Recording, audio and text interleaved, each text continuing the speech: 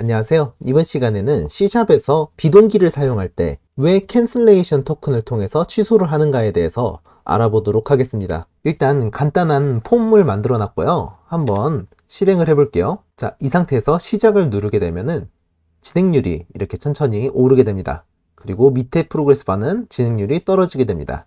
간단하게 비동기로 이렇게 작업을 만들어 놓은 건데요. 자, 이제 소스를 한번 보도록 할게요. 상단에 있는 이 메서드는 프로그레스 바 진행률을 표시해주는 메서드입니다.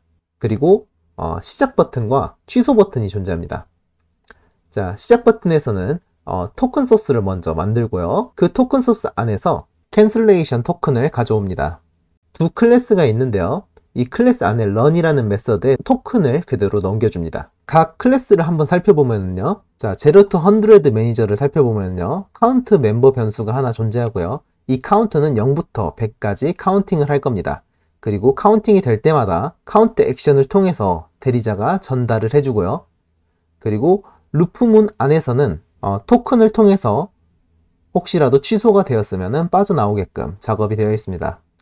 100 to 0 매니저도 마찬가지고요. 100부터 0까지 반대로 간다는 것만 다른 점입니다. 스타트를 하면은 캔슬레이션 토큰을 만들고요. 그 다음에 run 안에 토큰을 넘긴 구조죠. 캔슬을 누르면은 위에서 토큰 소스가 만들어졌었는데 그 토큰 소스를 이용해서 캔슬을 호출해 줍니다. 자, 이제 시작을 다시 눌러보고 그리고 취소를 한번 눌러보도록 할게요. 그러면은 이렇게 진행되던 게 멈추고 취소가 되는 걸 볼 수 있죠. 다시 시작을 누르고 다음 프로그레스 바도 이렇게 취소를 누르면은 취소가 잘 되는 걸 볼 수 있습니다. 자, 이번에는 이 두 클래스를 병렬로 호출해 보도록 하겠습니다. 태스크 리스트를 먼저 만들 거고요.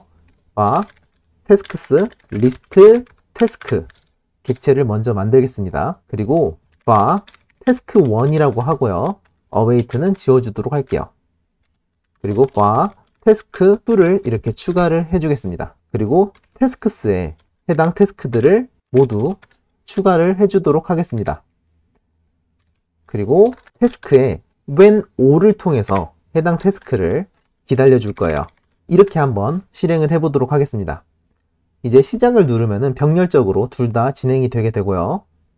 다시 시작을 누르고 중간에 취소를 누르게 되면요. 둘 다 동시에 이렇게 종료가 되는 걸 볼 수가 있죠.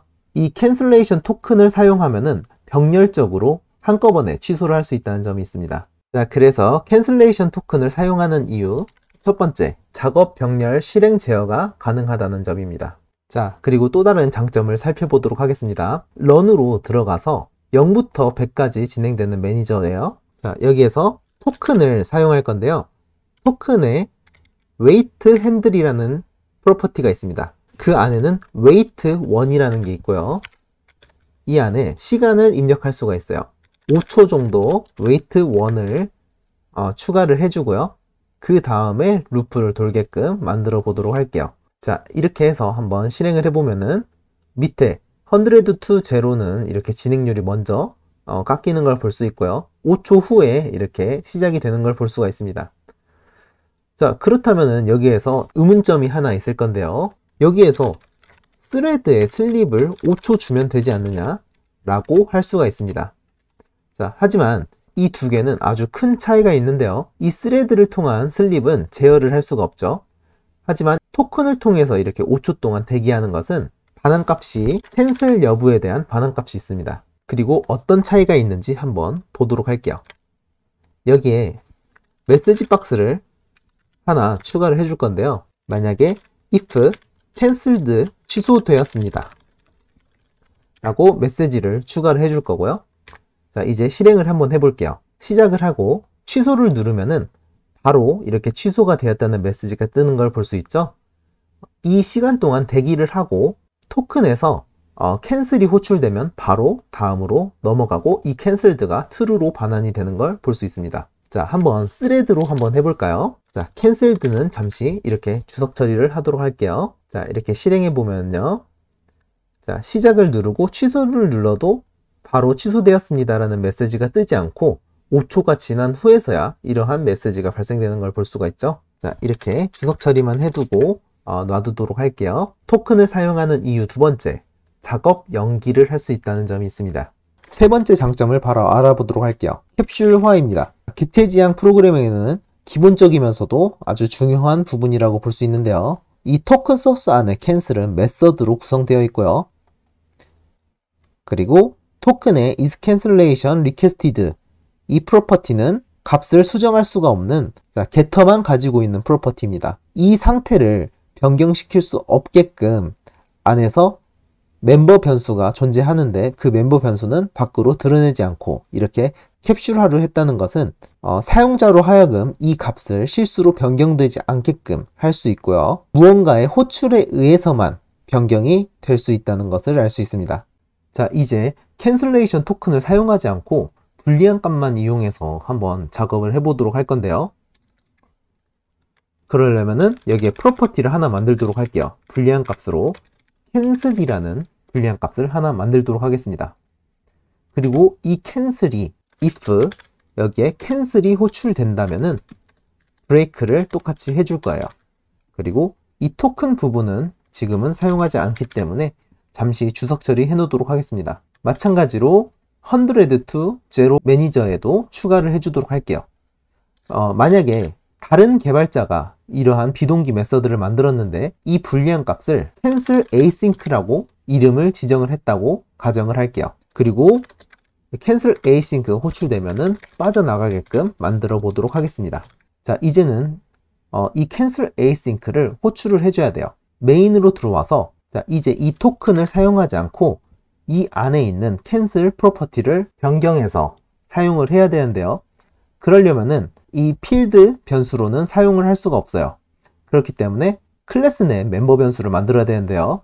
private 0 to 100 매니저 0 to 100라고 하나 만들고요. private 100 to 0를 이렇게 만들도록 할게요. 그리고 각자 이 필드 변수의 객체를 생성해 주도록 할게요. 그리고 이 필드 변수를 사용해서 각자 run을 호출해 주고요. 그리고 이 필드 변수에 .cancel을 true로 변경해 주면 되겠죠. 그리고 100 to 0는 만든 개발자가 다르기 때문에 cancel async를 찾아서 true로 변경을 해줘야 됩니다. 자, 일단 이 부분부터가 문제죠. 일관성이 없어집니다. 그리고 캡슐화도 되고 있지 않죠. 이 cancel은 외부에서 변경이 가능한 프로퍼티입니다. 이 부분을 다시 캡슐화 작업을 할 것 같으면은 별도로 로직을 만들어야 되는데요. 그 로직을 만들 수고를 캔슬레이션 토큰이 대신 해준다고 보시면 됩니다. 자, 이대로 한번 실행을 해보면은 정상적으로 작동을 하는 걸 볼 수 있죠. 이 부분은 비동기 데이터가 2개밖에 없기 때문에 이 정도입니다. 자, 비동기 데이터를 한번 임의로 좀 더 만들어 볼까요? 포문을 사용해서 int i를 2개씩 증가시키고 i가 6보다 작을 때까지 루프문을 한번 만들어 보도록 할게요. 그리고 이렇게 task 1, 2를 task list에 이렇게 추가를 해줄 거고요. 자, 이 태스크 간에 딜레이를 잠깐 주도록 하겠습니다. task.delay 한 1초 정도로 각각 딜레이를 줘보도록 할게요. 그리고 이 프로그레스 바랑 레이블은 컨트롤에서 직접 네이밍으로 가져오도록 할게요. 컨트롤스에 프로그 그리고 이렇게 숫자가 오겠죠. 레이블도 이렇게 가져올 겁니다. 자, i는 1부터 시작하는 걸로 변경을 하도록 할게요. 그리고 여기에는 프로그레스 바로 형 변환을 해주고요. 밑에는 레이블로 형 변환을 해주도록 하겠습니다. 그리고 프로그레스 바를 이쪽으로 이렇게 추가를 해주고요. 그 밑에 거꾸로 가는 부분을 to로 네이밍을 지정을 하도록 하고요. i의 1 값을 더해준 걸로 추가를 해주도록 할게요. 그리고 디자이너로 들어와서 이 부분을 이렇게 붙여넣기를 하여 총 6개가 되도록 만들도록 할게요. 그리고 프로그 3, 밑에는 4, 그 밑에는 5, 그 밑에는 6이라고 이름을 정하고요. 세 번째 진행률은 LBL 3, 그 밑에는 4, LBL 5, LBL 6 이렇게 만들도록 하겠습니다. 자, 그리고 이 코드 정리 좀 할게요. 자, 그리고 이 부분에서 객체를 이렇게 생성을 해줘야 되는데요. 이 객체는 이 안에서 만들어주고 외부에서 만든 부분은 리스트로 하나 만들도록 하겠습니다. 오브젝트 리스트로 만들어서요. 매니저스라고 리스트를 하나 만들도록 할게요. 그래서 이 매니저스를 이 매니저스에 각각 저 매니저 객체들을 담아주도록 할게요.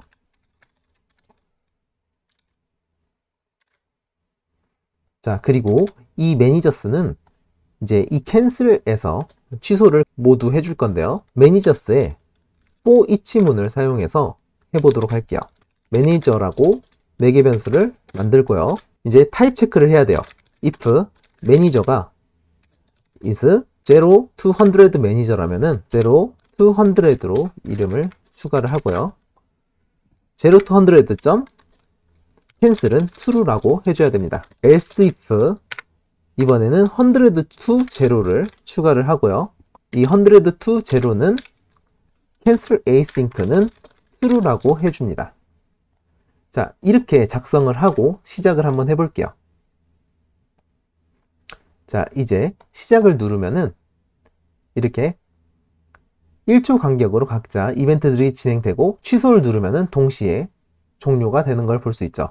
자, 1초가 너무 긴 것 같으니까 0.2초로 하고 다시 한번 실행을 해볼게요. 자, 이렇게 실행을 하면은 약간의 간격이 주어지고 취소를 누르면은 모두 취소가 된 걸 볼 수가 있습니다. 이렇게 불리한 방식을 사용해서 작성을 하면은 코드의 가독성도 많이 떨어질 거고요. 유지보수하기도 어려워지겠죠.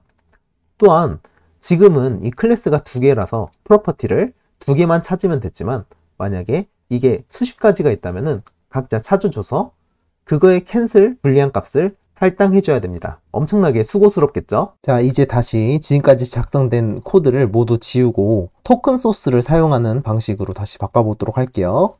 자, 토큰 소스는 캔슬을 호출해 주면 되고요. 자, 여기에 매니저스를 추가했었는데요. 그 매니저스도 필요가 없을 것 같네요. 그리고 매니저스도 지워줄게요. 그리고 아까 전에 런 할 때 토큰 주석 처리해 놓은 것을 다시 살려주도록 할게요. 100 to 0도 마찬가지로 살려주고요. 자, 이 부분도 한 줄로 변경을 해주도록 하겠습니다. 이렇게 하고 다시 똑같이 실행을 해보면요.